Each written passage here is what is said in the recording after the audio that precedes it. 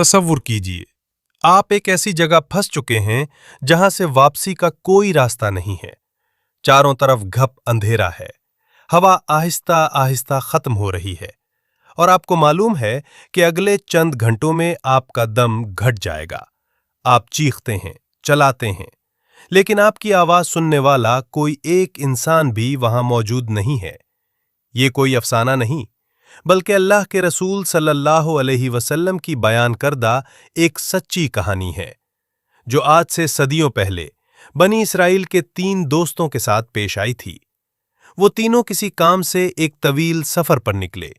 अभी आधा रास्ता ही तय हुआ था कि अचानक आसमान पर गहरे काले बादल छा गए। देखते ही देखते दिन का उजाला रात के अंधेरे में बदल गया। बिजली उस जोर से कुर्की के जमीन हिलकर रह गई। तूफानी और मूसलाधार बारिश शुरू हो चुकी थी और तेज हवाओं ने एक हौलनाक तूफान की शक्ल इख्तियार कर ली थी। खुद को इस तबाहकुन तूफान और मिट्टी के अंधेरे से बचाने के लिए उन्होंने इधर उधर देखा तो सामने पहाड़ में एक गार दिखाई दी। वो तीनों अपनी जानें बचाने के लिए तेजी से भागे और गार के अंदर पनाह ले ली। वो अभी गार के अंदर बैठकर सिक का सांस ही ले रहे थे कि अचानक एक खौफनाक गरज सुनाई दी। एक ऐसा धमाका हुआ जिससे पूरा पहाड़ लरज उठा। पहाड़ के ऊपर से एक बहुत ही बड़ी, वजनी और देवकामत चट्टान टूटकर नीचे गिरी। वो चट्टान सीधी गार के मुंह पर आकर रुक गई। एक जोरदार झटके के साथ गार का दरवाजा मुकम्मल तौर पर बंद हो गया। अंधेरा इतना गहरा और हौलनाक था कि उन्हें अपने हाथ भी दिखाई नहीं दे रहे थे। गार के अंदर की हवा अचानक भारी हो गई।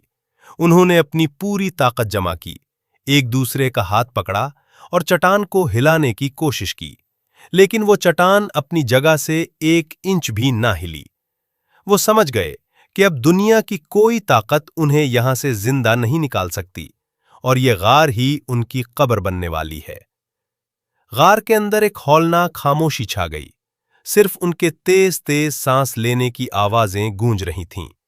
मायूसी उनके दिलों में घर कर रही थी।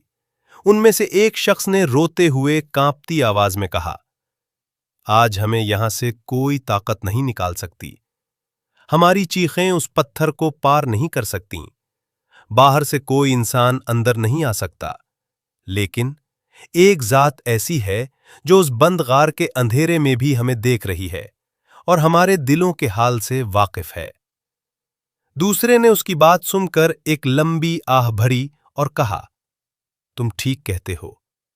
आज अगर हमें कोई बचा सकता है तो वो सिर्फ हमारा इखलास है।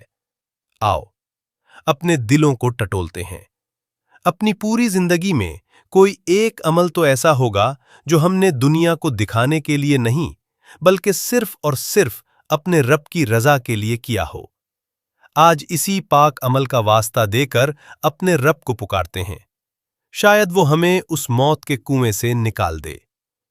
ये वो नाजुक मोड़ था जहां जिंदगी और मौत का फैसला होना था। उनमें से पहले शख्स ने आगे बढ़कर अंधेरे में अपने हाथ उठाए। उसकी आंखों से आंसू बह रहे थे और उसने गिड़गिड़ा कर दुआ करनी शुरू की। ए अल्लाह, तू जानता है, मेरे बूढ़े माँ बाप थे।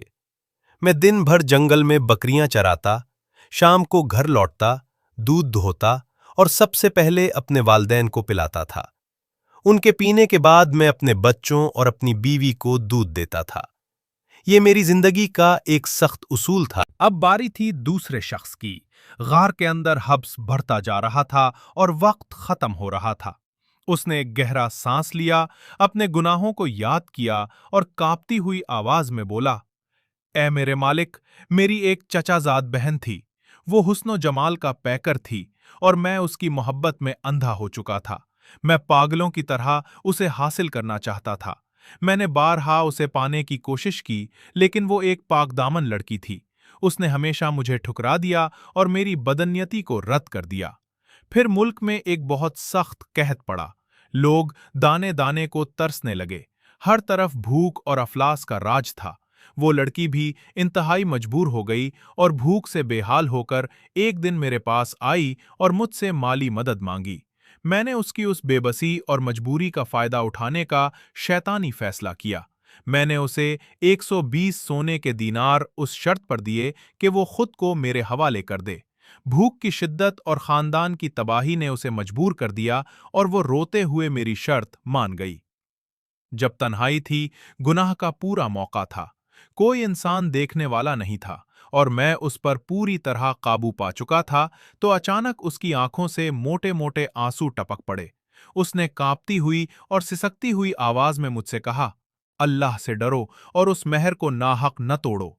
खुदा की कसम, उस मजलूम लड़की के मुंह से निकले हुए इन अल्फाज ने मेरे दिल के अंदर एक जलजला बर्पा कर दिया। मुझे ऐसा लगा जैसे अर्शे इलाही से सीधी मुझ पर नजर रखी जा रही हो और मैं जहन्नम के किनारे खड़ा हूं। मुझ पर तेरा ऐसा खौफ तारी हुआ कि मेरे जिस्म पर कपकपी तारी हो गई। मैंने फौरन अपने कदम पीछे हटा लिए। मैंने वो सोने के दीनार भी उसी के पास छोड़ दिए और उसे इज्जत के साथ रुखसत कर दिया। उस शख्स ने गार के अंधेरे में गिड़गिड़ा कर कहा, ए अल्लाह, अगर मैंने वो शदीद तरीन ख्वाहिश के बावजूद सिर्फ और सिर्फ तेरे खौफ की वजह से उस गुनाह को छोड़ा था, तो उस चट्टान को मजीद हटा दे।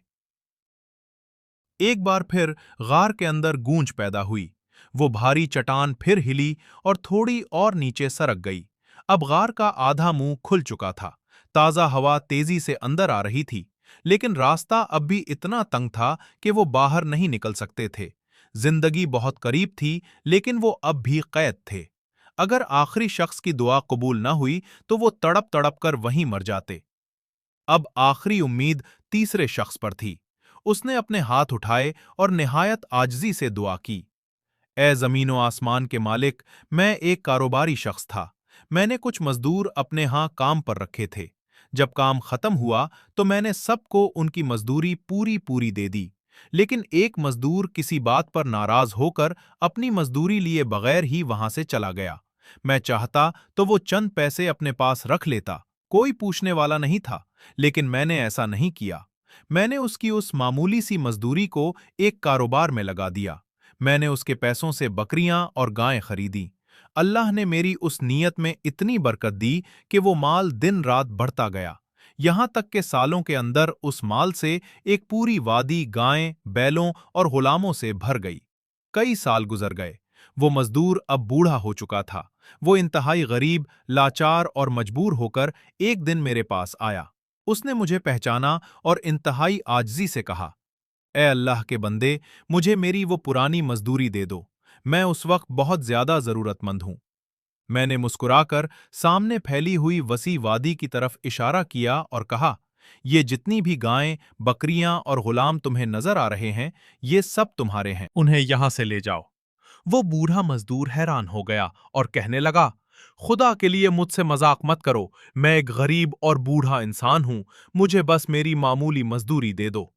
मैंने कहा, मैं तुमसे मजाक नहीं कर रहा, ये सब तुम्हारी इसी मजदूरी की बरकत है जो मैंने इन्वेस्ट की थी। वो शख्स खुशी से रो पड़ा और एक एक चीज, एक एक जानवर वहां से हुंका कर ले गया। उसने मेरे लिए एक तिनका भी नहीं छोड़ा। ऐ मेरे रब, तू गवाह है, मैंने उसके साथ कोई जबरदस्ती नहीं की, न अपना कोई हक मांगा। अगर मैंने ये काम सिर्फ और सिर्फ तेरी रजा के लिए किया था, तो आज हमें इस मौत के कुएं से निकाल दे। जैसे ही उसने अपने अल्फाज मुकम्मल किए, गार के अंदर एक मोजज़ा हुआ। वो भारी चट्टान, जिसे दुनिया की कोई मशीन या ताकतवर तरीन इंसान नहीं हिला सकता था, वो एक जोरदार आवाज के साथ पूरी की पूरी गार के सामने से हट गई। गार का दरवाजा मुकम्मल तौर पर खुल गया। वो तीनों दोस्त अल्लाह का शुक्र अदा करते हुए, रोते हुए और एक दूसरे को गले लगाते हुए गार से बाहर निकल आए। आसमान बिल्कुल साफ हो चुका था और बाहर